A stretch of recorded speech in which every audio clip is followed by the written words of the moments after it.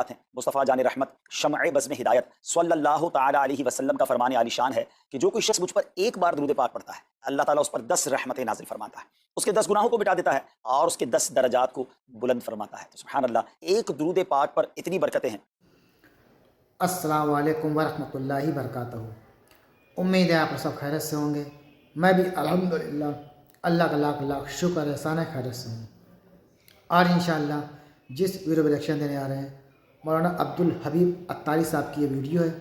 ان کے چینل کا لنک میں ڈسکرپشن باکس میں دے دوں گا، آپ لوگ ان کا چینل سبسکرائب کریے گا اور میری ویڈیو کو اینڈ تک دیکھیے گا۔ دوستو آج کی ویڈیو بڑی امپورٹنٹ ہے، بڑی برکتوں والا مہینہ شروع ہونے والا ہے، بڑی رحمتوں والا مہینہ شروع ہونے والا ہے۔ وہ مہینہ کون سا ہے دوستو؟ رمضان کا۔ دوستو رمضان کا مہینہ شروع ہونے والا ہے۔ رمضان کا استقبال ہم کیسے کریں؟ سب سے پہلے بات تو دوستو میں بتاؤں کہ درود شریف کی فضیلت۔ درود شریف کی جو فضیلت ہے وہ بے پناہ برکتیں والی بے پناہ فضیلت ہے۔ ایک بار درود شریف پڑھنے سے 10 رحمتیں نازل ہوتی ہیں اس شخص کے اوپر۔ سوچیے جو کثرت سے درود شریف پڑھتے ہوں گے ان کا کیا ہوتا ہوگا۔ تو یہ درود شریف کی فضیلت ہے اور ہر انسان کو درود شریف ہر وقت کوشش کرنا چاہیے پڑھنے کی۔ منہ خالی رہتا ہے درود شریف پڑھتے رہیں، نیکیوں میں شمار ہوگا آپ کا۔ تو ٹاپک ہمارا ہے رمضان کا دوستو۔ رمضان کا مہینہ شروع ہونے والا ہے کچھ دنوں کے بعد، تو کوشش کریں کہ رمضان کا کس طرح سے استقبال کرنا ہے دوستو۔ مولانا عبدالحبیب عطاری صاحب کی ویڈیو اسی ٹاپک پہ ہے کہ رمضان جو آتا ہے وہ بڑا رحمتوں والا برکتوں والا مہینہ ہے کہ اللہ تعالیٰ اپنے خزانے کو کھول دیتا ہے۔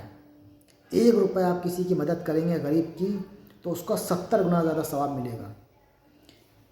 2 رکعت نماز نفل پڑھیں گے تو اس کا فرض کے برابر ثواب ملے گا۔ عام دنوں میں جو فرض پڑھیں گے تو فرض، نفل پڑھیں گے تو نفل، لیکن رمضان میں مطلب بے شمار برکتیں رحمتیں ہیں کہ بندہ اپنے گناہوں کو دھو لے اس مہینے میں۔ اور جس کو یہ مہینہ مل گیا وہ اگر جہنم سے جنات نہیں پڑا تو وہ خسارے میں ہے وہ انسان۔ تو اس لیے اس مہینے کی سب سے پہلی بات تو استقبال کس طرح سے کریں، تیاری پوری فل کر لیں کہ ہم کو 5 وقت کی نماز پڑھنی ہے، پورے روزے رکھنے ہیں، صدقہ خیرات زکوٰۃ سب کچھ پابندی سے کرنا ہے تاکہ اللہ کو راضی کر لیں اور اللہ تعالیٰ تمام گناہوں کو معاف کر کے ہمیں ایک دم پاک ایسے کر دے جیسے اپنی ماں کے پیٹ سے بچہ پیدا ہوتا ہے، اس طرح سے کر دے۔ اور یہ معمول رمضان کے بعد بھی ہونا چاہیے، نہ کہ 1 مہینے کے لیے خالی رمضان آیا تقویٰ پرہیزگاری کر لیا سب کچھ سے پاک ہو گئے اور اس کے بعد جیسے ہی رمضان ختم ہوا تو پھر اپنے رنگ میں رنگ گئے۔ دوستو یہ نہیں ہونا چاہیے۔ تو آئیے پہلے مولانا عبدالحبیب عطاری صاحب کا یہ پورا بیان سنتے ہیں دوستو، بڑا دلچسپ بیان ہے، پورا اینڈ تک ضرور سنیے گا اور جتنا ہو سکے اس ویڈیو کو شیئر ضرور کریے گا۔ دوستو ویڈیو ہم جیسے کہ بناتے ہیں تو بڑا وقت برباد ہوتا ہے، بڑا ٹائم لگتا ہے، بڑی محنت لگتی ہے دوستو ایک ویڈیو بنانے میں۔ تو ہمیں سپورٹ کرنے کے لیے جو بھی حضرات ہمارے چینل میں نئے آتے ہیں چینل کو سبسکرائب کیا کریں، ویڈیو کو لائک کیا کریں، شیئر کیا کریں، اپنی قیمتی رائے کمنٹ باکس میں بتایا کریں تاکہ ہم کو بھی اچھا لگتا ہے کہ ہماری ویڈیو دیکھی جا رہی ہے، پسند کی جا رہی ہے۔ تو ہمارا حوصلہ افزائی کے لیے اس کو کیا کریں، شیئر کیا کریں۔ تو آئیے پہلے بیان سنتے ہیں پھر اس کے بعد بات کرتے ہیں۔ مصطفیٰ جان رحمت شمع بزم ہدایت صلی اللہ تعالیٰ علیہ وسلم کا فرمان عالی شان ہے کہ جو کوئی شخص مجھ پر ایک بار درود پاک پڑھتا ہے اللہ تعالیٰ اس پر 10 رحمتیں نازل فرماتا ہے، اس کے 10 گناہوں کو مٹا دیتا ہے اور اس کے 10 درجات کو بلند فرماتا ہے۔ سبحان اللہ، ایک درود پاک پر اتنی برکتیں ہیں، تو جو کثرت سے درود پاک پڑھتے ہیں ان کو کتنی برکتیں نصیب ہوتی ہوں گی۔ تو ہم سب کو مل کر کثرت کے ساتھ درود پاک پڑھنے ہیں۔ آئیے مل کر محبت کے ساتھ بآواز بلند درود پاک پڑھ لیں۔ صلو علی الحبیب صلی اللہ تعالی علی محمد صلی اللہ علیہ وسلم۔ میٹھے میٹھے اسلامی بھائیو، آج جو ہمارا بیان کا موضوع ہے کہ رمضان کا استقبال کیسے کیا جائے، رمضان کی پریپریشن کیسے کی جائے۔ دیکھیں ہمارے گھر پہ جب کوئی مہمان آتا ہے ہم اس کی تیاری کرتے ہیں، تو اس کے لیے ہم ایک اچھی یوں سمجھیے کہ پریپریشن کرتے ہیں، اور جیسا مہمان ویسی تیاری، جس کے لیے دل میں زیادہ محبت ہوتی ہے اس کے لیے ہم زیادہ تیاری کرتے ہیں۔ تو اب ذرا آپ سوچئے کہ ایسا مہمان جو ہماری مغفرت کروانے آ رہا ہے، ایسا مہمان جو ہمیں بخشوانے آ رہا ہے، تو پھر ہمیں اس کے لیے کتنی کوشش کرنی چاہیے۔ تو آج یہاں پر جو ہم حاضر ہوئے ہیں، اللہ کرے کہ ہم رمضان کا صحیح معنوں میں استقبال کرنے میں کامیاب ہو جائیں۔ رمضان اللہ کا احسان ہے۔ رمضان کی اہمیت کو سمجھنے کے لیے یہی کافی ہے کہ پیارے آقا علیہ الصلوۃ والسلام فرماتے ہیں کہ اگر میری امت کو معلوم ہوتا کہ رمضان کیا ہے تو وہ تمنا کرتے کہ سارا سال ہی رمضان ہو۔ سبحان اللہ، مولا علی شیر خدا کرم اللہ تعالیٰ وجہ الکریم کا یہ قول کتنا نرالا ہے۔ آپ فرماتے ہیں اگر اللہ تبارک و تعالیٰ کو اس امت کو عذاب دینا ہوتا تو اس امت کو رمضان اور سورہ اخلاص عطا نہ فرماتا۔ اس کا مطلب کیا ہوا کہ یہ بخشوانے، عذاب سے بچانے کے لیے آ رہا ہے، رحمتیں برسانے کے لیے آ رہا ہے۔ کاروباری لوگ بھی مجھے سن رہے ہوں گے، جس علاقے میں جس اسٹور پر کوئی ڈسکاؤنٹ ہوتا ہے، کوئی اسکیم ہوتی ہے، فائدہ ہوتا ہے، ہم ادھر پہنچ جاتے ہیں۔ رمضان ایک ایسی اسکیم ہے، رمضان ایک ایسا بینیفٹ دیتا ہے کہ احادیث میں یہ مضمون ہے کہ فرض کا ثواب 70 گنا کر دیا جاتا ہے، نفل کا ثواب فرض کے برابر کر دیا جاتا ہے، شیطان کو بند کر دیا جاتا ہے، جہنم کو تالے لگا دی جاتے ہیں، جنت کے در کھول دیے جاتے ہیں۔ روزہ دار کے منہ سے جو اسمیل آتی ہے، جو بو آتی ہے، بعض اوقات ہم کہتے ہیں یار پیسٹ نہیں کر سکے پورا دن، منہ سے اسمیل آ رہی ہے، سنیے یہ اسمیل جو ہے یہ اللہ کے نزدیک مشک کی خوشبو سے بھی زیادہ بہتر ہے۔ اللہ اللہ، ذرا آپ غور تو کیجئے، ہر سجدے پر 1500 نیکیاں دی جاتی ہیں، ہر سجدے پر سرخ یاقوت کا جنت میں ایک محل بنا دیا جاتا ہے، اتنی نیکیاں۔ پھر وہ کتنا بدنصیب ہے جو رمضان میں بھی عبادت نہ کرے، رمضان میں بھی اللہ کو راضی کرنے میں کامیاب نہ ہو، روزانہ افطار کے وقت 10 لاکھ گناہگار بخش دیے جائیں، اور جناب ہر جمعے کو جب رمضان میں جمعہ آئے تو ہر لمحے 10 لاکھ گناہگار بخشے جائیں، تو کروڑوں اربوں لوگوں کی بخشش گویا رمضان میں ہونی ہے، تو پھر ہمیں اس کی کیسی تیاری کرنی چاہیے، کتنا ثواب کمانے کے بارے میں سوچنا چاہیے۔ لیکن یہاں ایک اور بڑی امپورٹنٹ بات ہے، ایک تو رمضان میں نیکیاں کرنی ہے، دوسرا بڑا کام یہ کرنا ہے کہ ہمیں رمضان میں گناہوں سے بچنا ہے، کیونکہ عادتیں تو ساتھ ہی لگی ہوئی ہیں نا، شیطان بند ہے لیکن ہماری اپنی عادت ہے، جس کی روز حرام دیکھنے کی عادت ہے، حرام سننے کی عادت ہے، حرام بولنے کی عادت ہے، ایسا تو نہیں ہوگا نا چاند آتے ہی سارے سوئچ آف ہو جائیں گے، وہ عادتیں ساتھ ہی چل رہی ہوتی ہیں۔ غور کیجئے کہ رمضان میں جو گناہ کرتا ہے نا، اس کا عذاب بھی بڑھ جاتا ہے، اس کی پنشمنٹ بھی بڑھ جاتی ہے۔ یہ ایسے ہی ہے کہ کوئی مسجد کے اندر آ کے گناہ کرے تو آپ کہیں گے نا یار خدا کا خوف کرو، مسجد میں ایسا کام کر رہے ہو، کوئی مکہ شریف حرم میں اندر جا کر گناہ کرے تو کتنا شدید ہو جائے گا وہ۔ تو رمضان جب اتنا مقدس مہینہ ہے، اس میں گناہ کرنا، اس کی پنشمنٹ بھی زیادہ ہے۔ ایک بار مولا علی شیر خدا کرم اللہ تعالیٰ وجہ الکریم نے ایک قبر والے کا حال دیکھا، اور دیکھا اس قبر والے پر عذاب ہو رہا ہے، اور وہ چلانے لگا، عرض کرنے لگا اے علی میری مدد فرمائیے، اللہ کی بارگاہ میں سفارش کیجیے۔ مولا علی شیر خدا نے ہاتھ اٹھائے کہ اے مولا اسے بخش دے، ارشاد ہوا اے علی اس کی سفارش نہ کریں۔ عرض کی مولا وجہ کیا ہے؟ ارشاد فرمائے رمضان کے روزے تو رکھتا تھا مگر رات گناہوں سے باز نہیں آتا۔ روزے رکھ کر گناہ کرنے والے کو اتنا عذاب، تو جو روزے ہی نہ رکھے، ایسے بھی لوگ ہیں جو رمضان میں روزے نہیں رکھتے۔ پلیز اس کو ایزی نہ لیں، ہمیں نہیں معلوم، پتہ نہیں اگلا رمضان پھر نصیب ہوگا کہ نہیں۔ پچھلے رمضان میں کتنے لوگ تھے جو ہمارے ساتھ تھے، اس رمضان میں نہیں، اور اللہ پہلے تو ہم یہ دعا کرتے ہیں اللہ ہمیں یہ رمضان بھی عطا کر دے۔ زندگی کا کیا بھروسہ، دنیا کی جو کیفیت ہے آپ کے سامنے ہے، کبھی بھی جا سکتے ہیں، تو پھر اس رمضان کو تو سمجھ لیں بس ایک موقع بنا دیں، لائف چینجنگ ایکسپیرینس بنا دیں، بس اس میں عبادت کرنی ہے، اس میں خوب سجدے کرنے ہیں، اس میں روزے رکھنے ہیں، اس میں تراویح پڑھنی ہے، اس میں گناہ نہیں کرنے ہیں۔ اور آئیے میں آپ کو بتاتا ہوں کہ نبی پاک صلی اللہ تعالیٰ علیہ وسلم رمضان کیسے گزارتے تھے۔ ایک مسلمان کے لیے اس سے بہترین رول ماڈل کیا ہوگا کہ رمضان میرے آقا کیسے گزارتے۔ تو مختلف احادیث کا جو سمری ہے وہ یہ ہے کہ نبی پاک علیہ السلام عبادت میں کمر بستہ ہو جاتے، بستر پر کم تشریف لاتے۔ بی بی عائشہ فرماتی ہیں کہ نبی پاک کے چہرے کا رنگ بدل جاتا تھا، متغیر ہو جاتا۔ کیوں؟ نبی پاک پر خوف خدا طاری ہوتا، آپ گر گڑاتے، آپ رات بھر التجائیں کرتے۔ میرے آقا رو رو کر دعاؤں میں رمضان گزارے، چہرے کا رنگ بدل جائے۔ اور یہاں کچھ لوگ تو وہ ہیں کہ جن کا وزن ہی بڑھ جاتا ہے رمضان میں، اتنا کھانا کھانا ہے، سحری میں زیادہ کھانا ہے کہ سارا دن بھوکا رہنا ہے، افطار میں اس لیے زیادہ کھانا ہے کہ پورا دن بھوکا رہتے، پھر رات کو 2-3 بار مزید کھانا ہے کیونکہ کل روزہ رکھنا ہے۔ رمضان فوڈ فیسٹیول نہیں ہے، رمضان عبادت کے لیے آیا ہے۔ لوگ تیاری کر رہے ہوں گے ابھی بھی رمضان کی، وہ کیا کر رہے ہوں گے کہ افطار میں کیا پکانا ہے، سحری میں کیا پکانا ہے، کون سا آئٹم شارٹ ہے۔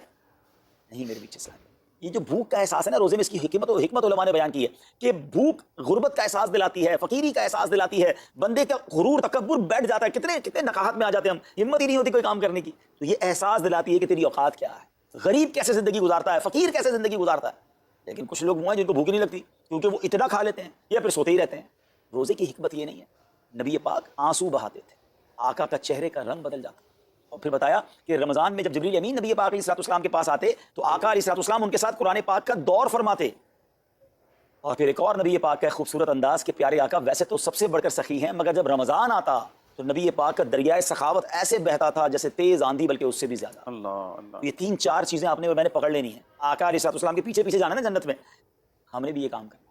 یہ راتیں مانگنے کی راتیں، التجا کرنے کی راتیں، سجدے کرنے کی راتیں، ہمیں تہجد بھی پڑھنی ہے، ہمیں انشاءاللہ نوافل بھی پڑھنے ہیں، اور کم از کم قرآن ایک بار تو پورا انڈرسٹینڈ تو کریں نا۔ تلاوت، ترجمہ، تفسیر کب کریں گے؟ بڑی بڑی ڈگریاں ہیں، بڑے بڑے پاسپورٹ اور جناب بہت سارا سرمایہ ہے، مگر ایک بار بھی قرآن پورا ترجمے اور تفسیر سے نہیں پڑھا ہوگا۔ بہت سارے لوگ ایسے ہیں، ذرا سوچیے نا۔ اچھا یہ مہینہ نزول قرآن کا مہینہ ہے، رمضان اور قرآن کو جو خاص نسبت حاصل ہے نا، تو اس مہینے میں قرآن کو پکڑ لیں۔ ہائے ہائے، اللہ کرے رمضان قرآن کے ساتھ گزرے، ہماری صبح قرآن کے ساتھ ہو، ہماری شام قرآن کے ساتھ، ہم قرآن سمجھنے والے بن جائیں۔ اچھا میں ایک اور بات بتاؤں آپ، مہینہ کتنا پیارا ہے۔ صرف اس مہینے میں قرآن نازل نہیں ہوا، باقی بھی جو 3 آسمانی کتابیں ہیں نا، زبور، انجیل، توریت، یہ بھی رمضان میں ہی نازل ہوئی ہیں۔ اللہ کریم نے ان تمام مبارک کتابوں کو نازل کرنے کے لیے رمضان کا مہینہ منتخب فرمایا۔ اتنا مبارک مہینہ ہے تو ہمیں خوب اس میں تلاوت قرآن کرنی، اور اب دعوت اسلامی نے کتنا آسان کر دیا، تفسیر قرآن عطا فرما دی، صراط الجنان آسان اردو میں، اور پھر جناب اس کو اپلیکیشن پر بھی دے دیا، اس کے PDF بھی جاری کر دیے، ڈاؤن لوڈ کر لیں موبائل میں، آپ تو آڈیو تفسیر قرآن بھی آپ کو دے دی۔ اگر پھر بھی سنیں نہ، پڑھیں نہ، قرآن سے دور رہیں تو یہ ٹھیک نہیں ہے. پلیز اس رمضان کو قرآن کے ساتھ گزاریے. اور پھر جو نبی پاک کا جو سخاوت والا انداز ہے نا, صدقہ و خیرات کرنا, ہر سائل کو عطا فرماتے ہیں, تو یہ بھی ہمارا ایٹیٹیوڈ ہونا چاہیے کہ خوب دل کھول کر خرچ کریں. سب سے پہلے اپنی پوری زکوٰۃ ادا کریں. یہ اتنی بڑی اب بدقسمتی ہوتی جا رہی ہے, ایسا فیل ہوتا ہے دنیا بھر کے تاجران اور لوگوں سے جب ہم ملتے ہیں کہ جس طرح رمضان کے علاوہ بہت تھوڑی تعداد میں مسلمان نماز پڑھتے ہیں نا 5 ٹائم, ایسا لگتا ہے اب زکوٰۃ بھی بہت کم لوگ ہی دیتے ہیں, پوری زکوٰۃ نہیں دیتے, اندازے سے نکال دی, کیلکولیشن کرتے نہیں ہیں. اور یہ بھی فیلنگز آتی ہیں کہ زکوٰۃ جتنی بڑھتی جاتی ہے نا, ہزاروں میں جس کی زکوٰۃ ہے وہ دے دیتا ہے, لاکھوں والا بھی شاید دے دیتا ہے, لیکن جب زکوٰۃ ہی کروڑوں میں پہنچ جاتی ہے نا تو پھر یہ دل پر بھار پڑنا لگ جاتا ہے, ڈیفیکلٹ لگنا شروع ہو جاتی ہے. بندہ یہ کیوں نہیں سوچتا کہ اگر اللہ پاک نے مجھ پر لاکھوں میں زکوٰۃ ہے تو اللہ نے کروڑوں دیے تو لاکھوں میں زکوٰۃ ہے نا. اگر کروڑوں میں زکوٰۃ ہے تو اربوں ہیں تو کروڑوں میں زکوٰۃ ہے نا. زکوٰۃ کتنی ہے؟ ضروریات زندگی کی تمام چیزوں سے فارغ ہونے کے بعد جو مال تجارت, سونا چاندی, کیش یا پرائز بانڈ, یہ جو اس کی تفصیلات ہیں اس پر 2.5% ہے. میں ایک اور لاجک سے آپ کو بات سمجھاؤں, اگر اس لاجک سے سمجھیں تو زکوٰۃ تو 1-1.5% بنتی ہے. وہ کیسے؟ ہم سب کے گھر نکل گئے, اس پہ زکوٰۃ نہیں ہے. ہماری گاڑیاں نکل گئیں, اس پہ زکوٰۃ نہیں ہے. جن کی فیکٹریاں ہیں وہ فیکٹریاں بھی مائنس کر دی گئیں. جن کی دکانیں ہیں وہ دکانیں بھی مائنس ہو گئیں. اچھا جناب, اس کے علاوہ اگر کرائے پہ کچھ پراپرٹی دی ہوئی ہے اس پر زکوٰۃ نہیں ہے. اگر ان سب پر زکوٰۃ ہوتی, یعنی جو کچھ میرے پاس ہے ان سب پر ہوتی تو کتنی زیادہ ہو جاتی, اور اتنی ساری چیزیں نکل گئیں تو پھر تو اگر ٹوٹل پر لگائیں تو یہ 1.5% ہی بنتا ہے. تو اب جب سب کچھ نکالنے کے بعد تھوڑے سے مال پر 2.5% ہے اور بھی سال میں ایک بار ہے, تو اس کو بھاری نہ سمجھیں. یہ بربادی ہے جو زکوٰۃ نہیں دیتے. یاد رکھیے گا, حدیث پاک کا مضمون ہے کہ یہ مال کا میل ہے, جس مال سے مل جائے اس مال کو بھی برباد کر دیتا ہے. بربادیاں آتی ہیں, بے سکونیاں آتی ہیں, بیماریاں آتی ہیں, اور آگے جو دے دیتا ہے سبحان اللہ, اس کے بارے میں حدیث پاک میں آتا ہے کہ اپنی زکوٰۃ دے کر اپنے مالوں کو مضبوط قلعوں میں قید کر لو, اپنے مال کو سیکیور کریں. لوگ کہتے ہیں انشورنس ہونی چاہیے, آگ نہ لگ جائے, چوری نہ ہو جائے, ڈوب نہ جائے. اللہ کے حبیب علیہ السلام فرماتے ہیں, جس کا مضمون ہے کہ جب بندہ اللہ کی راہ میں خرچ کرتا ہے نا تو وہ صدقہ بندے کے ہاتھ سے نکل کر اللہ کے دست قدرت میں چلا جاتا ہے, اور اللہ کریم تمہارے صدقوں کو پالتا ہے جس طرح تم اپنے جانور کے بچوں کو پالتے ہو. بچہ ہوتا ہے جانور کا, بڑا ہو جاتا ہے. فرمایا بندہ کھجور کا صدقہ دے گا, اللہ پہاڑ جتنا عطا فرمائے, اس دن بھی ملے گا اور ملٹیپلائی ہو کر ملے گا. اچھا جو ادھر خرچ کیا ادھر کیا ملے گا؟ ادھر بھی نبی پاک علیہ السلام فرماتے ہیں, جس کا مضمون ہے میں قسم کھا کر کہتا ہوں, یعنی نبی پاک تو جو فرمائے حق ہے. اس حدیث میں تو آقا علیہ السلام قسم اٹھا رہے ہیں کہ میں قسم کھا کر کہتا ہوں کہ اللہ کی راہ میں خرچ کرنے سے مال کم نہیں ہوتا, نہ ادھر کم ہونا ہے اور ادھر بھی ملنا ہے. تو پھر تو سودا آپ کتنا نفع والا ہے. اور یہ آپ چیک کر لیں, پوری دنیا میں جہاں مجھے سنا جا رہا ہے کہ جو لوگ پوری زکوٰۃ دیتے ہیں نا ان کا مال ملٹیپلائی ہوتا ہے, اگلے سال زیادہ زکوٰۃ دے رہے ہوتے ہیں. زیادہ زکوٰۃ کیسے ہو گئی؟ کیونکہ مال بھی بڑھ گیا. تو ادھر بھی بینیفٹ ہے, ادھر بھی بینیفٹ ہے, نقصان کا سودا ہی نہیں ہے. پھر چاہتے ہو بلاؤں سے بچ جائیں تو روایتوں کا مضمون ہے کہ صدقہ بلا اور بندے کے بیچ میں آ جاتا ہے. بلا اترتی ہے, صدقہ روک لیتا ہے, لڑائی کرتا ہے اس سے, اور بندے پر بلائیں اور پرابلمز اور ڈیفیکلٹیز آنے سے اسے روکتا ہے. اگر چاہتے ہیں کہ برائیوں کے دروازے بند رہیں, چاہتے ہیں کہ بری موت سے بچیں, چاہتے ہیں کہ رزق میں اضافہ ہو, چاہتے ہیں کہ بلاؤں سے بچیں, ادھر بھی مال میں اضافہ ہو, ادھر بھی خزانے ملیں, تو اللہ کی راہ میں دل کھول کر خرچ کریں. اور یہ مہینہ it's the right month for generosity, یہ بہترین مہینہ ہے سخاوت کرنے کا, کیونکہ نبی پاک کا یہ انداز تھا کہ رمضان میں خوب سخاوت فرماتے ہیں. تو غریبوں کی مدد کریں, ایسی مدد کریں کہ چہروں پہ مسکراہٹیں آ جائیں, لوگوں کے دسترخوان اچھے ہو جائیں, ان کے گھروں میں بھی کچھ اچھے کھانے پہنچ جائیں. اور اس میں سب سے بہترین طریقہ یہ ہے کہ اپنے غریب رشتہ داروں کو آپ مدد کریں. اگر وہ مستحق ہے نا زکوٰۃ کے, تو حق ہے کہ سب سے پہلے اپنے غریب رشتہ داروں کو دیں, پھر زکوٰۃ بچ جائے. عاشقان رسول کی اب الحمدللہ اللہ رسول کی باتیں وہاں سن رہے ہیں. پھر آگے چلیں تو دعوت اسلامی جناب یہ دینی کاموں کے ساتھ ساتھ جو ویلفیئر کے کام کر رہی ہے, غریب مسلمانوں کی امداد کا کام, زلزلے اور سیلاب زدگان کی ریسکیو کرنے کا کام, گونگے بہرے نابینا اور معذور افراد کی ریہیبلیٹیشن کا کام, تھیلیسیمیا کے مریضوں کو خون دینے کا کام, 26 لاکھ مسلمانوں کو دنیا بھر میں راشن, کھانا, پانی صرف اس 1 سال میں دعوت اسلامی نے پہنچایا. تو یہ کمال کی آرگنائزیشن ہے. دیکھیں آپ دنیا کی بہت ساری NGOs کو جانتے ہوں گے, کوئی مدرسے چلاتا ہے تو مدرسے ہی چلاتا ہے, کوئی مسجد بناتا ہے تو مسجد بناتا ہے, کوئی کھانا کھلاتا ہے تو کھانا ہی کھلاتا ہے, کوئی جناب غریبوں کی مدد تو وہی کام, کوئی ہاسپٹل تو ہاسپٹل. دعوت اسلامی ان ون امبریلا اتنے ساری ڈائیورسٹی کے ساتھ جو دین کی خدمت کر رہی ہے, دنیا میں اس کی مثال نہیں ملتی ہے. لاکھوں لوگوں کو دین بھی سکھایا جا رہا ہے, غیر مسلموں کو مسلمان بھی بنایا جا رہا ہے, بے عملوں کو با عمل بنایا جا رہا ہے, بے پردہ خواتین کو با پردہ بنایا جا رہا ہے, بے نمازیوں کو نمازی بنایا جا رہا ہے, ماں باپ کے نافرمان فرما بردار ہو رہے ہیں, شراب اور نشے کی عادی چھوڑ کر نمازی بن رہے ہیں. تو جہاں مریض ہیں ان کو خون بھی دیا جا رہا ہے, گھر میں بیٹھ کر میڈیا کے ذریعے اور سوشل میڈیا کے ذریعے لوگوں تک دین پہنچایا جا رہا ہے. تو یہ کمال کی ڈائیورسٹی ہے. تو میں تو سچ بتاؤں, یہ جملہ کہا کرتا ہوں کہ میرے اور آپ کے پیسوں کا نصیب ہے کہ وہ دعوت اسلامی میں لگ جائے. تو یہ آپ آگے بڑھیے اور دین کے اس کام میں مزید حصہ ملائیے. خاص طور پہ فار ایسٹ میں آپ دیکھ لیں, کوریا میں, ہانگ کانگ میں, اور جناب یہ سری لنکا میں, تھائی لینڈ میں, ملیشیا میں, کتنے جاپان میں, کتنے ملکوں میں دعوت اسلامی کام کر رہی ہے اپنی اپنی بساط کے مطابق. اور لیکن ابھی مزید ادارے بنانے ہیں, ان ملکوں میں بھی بنانے, ان ملکوں میں بھی آگے بڑھنا ہے. تو اگر آپ بھی چاہتے ہیں کہ میرے آقا کے عشق کا پیغام, سنت رسول کا پیغام, مسلک اعلیٰ حضرت کا پیغام, نبی پاک کے دین کا پیغام پوری دنیا میں پھیلے, تو وی ہیو ٹو سپورٹ دعوت اسلامی. نہ صرف فائنینشلی, پریکٹیکلی بھی ہمیں آپ بھی چاہیے. خود حصہ ملائیں نا. سیدنا عثمان غنی رضی اللہ تعالیٰ عنہ نے صرف مال نہیں دیا تھا, آپ پریکٹیکلی بھی نبی پاک کے ساتھ شریک ہوتے تھے نا, تو آپ اپنے احتیاط بھی دیں, اور دنیا کے جن ملکوں میں آپ مجھے سن رہے ہیں دعوت اسلامی والوں کے دستوں بازو بنے. کمزوری کہاں نہیں ہوتی, ہاں ہمارے گھر میں کمزوری ہوتی ہے, ہم سب مل کر کام کریں گے تو کمزوریاں بھی دور ہوں گی اور ترقی آ جائے گی اور ہمیں اس کا ثواب بھی ملے گا. تو آج میں دنیا بھر میں جہاں مجھے دیکھ رہے ہیں پلیز اچھی نیتیں کریں. اچھا ایک بات اور سن لیں, ہم بعض اوقات کیا سوچتے ہیں کہ ہمارے ملک کا خرچہ مثال کے طور پہ $20,000 ہے, وہ ہم لوگوں نے کر لیا, اب اور چلنے کی کیا ضرورت ہے. دعوت اسلامی کسی ایک ملک کی نہیں ہے, انٹرنیشنل دعوت اسلامی کے لیے سوچیں. دنیا میں جہاں بھی دین کا کام ہو رہا ہے وہ میرا ہے. یہ میں اپنے ملک اور اپنی سٹی کے بارے میں سوچوں گا تو شاید میں بڑا کام نہ کر سکوں. آپ کو تو موقع مل رہا ہے انٹرنیشنلی مدنی کاموں میں اپنا حصہ ملائیں. دعوت اسلامی کو دل کھول کر سپورٹ کریں. ہم انشاءاللہ جتنے احتیاط بڑھیں گے انشاءاللہ مزید مدنی کام بڑھانے کا ارادہ رکھتے ہیں. اللہ کریم اپنی بارگاہ میں ہم سب کا جمع ہونا قبول فرمائے اور دل کھول کر خرچ کرنا نصیب فرمائے, اور اس رمضان کو ہماری مغفرت کا ذریعہ بنا دے. اس رمضان کو نبی پاک علیہ السلام کے نقش قدم کے مطابق چل کر گزارنے کی توفیق عطا فرمائے. تو دوستوں یہ تھا ہمارا ایکشن جو آپ نے دیکھا رمضان کے تعلق سے, کہ رمضان کا استقبال کیسے کریں, کس طرح سے کریں. ویسے تو ہم سب جانتے ہیں یہ بات کہ رمضان کیوں آتا ہے, کس لیے آتا ہے. ہر مسلمان کو اس کا انتظار رہتا ہے کہ رمضان ہمیں مل جائے. کیا پتہ آنے والے سال ہم زندہ رہیں نہ رہیں, کیا ہو کچھ پتہ نہیں دوستوں. تو اس لیے یہ جو رمضان شروع ہونے والا ہے کچھ دنوں بعد سے دوستوں, اس میں کثرت سے عبادت کریں, اللہ کو راضی کریں, کیونکہ آج کل کے حالات بڑے خراب چل رہے ہیں دوستوں. رمضان آتا اسی لیے کہ آپ اپنے گناہوں کی معافی مانگ لیں, مغفرت کروا لیں اللہ سے. جیسے کہ ہم سب جانتے ہی ہیں کہ پہلا عشرہ رحمت کا, دوسرا بخشش کا, تیسرا مغفرت کا یعنی کہ جہنم سے آزادی کا. تو جس کو یہ مہینہ مل گیا اور وہ اپنی بخشش اپنی مغفرت نہ کروا پائے تو وہ خسارے میں ہے وہ انسان. جو عام دنوں کی زندگی میں جیسے جیے ویسی نہ روزہ رکھے نہ نماز پڑھے تو وہ سوچیے تو مسلمان کا کیا ہوگا, بس اللہ ہی بہتر جانے.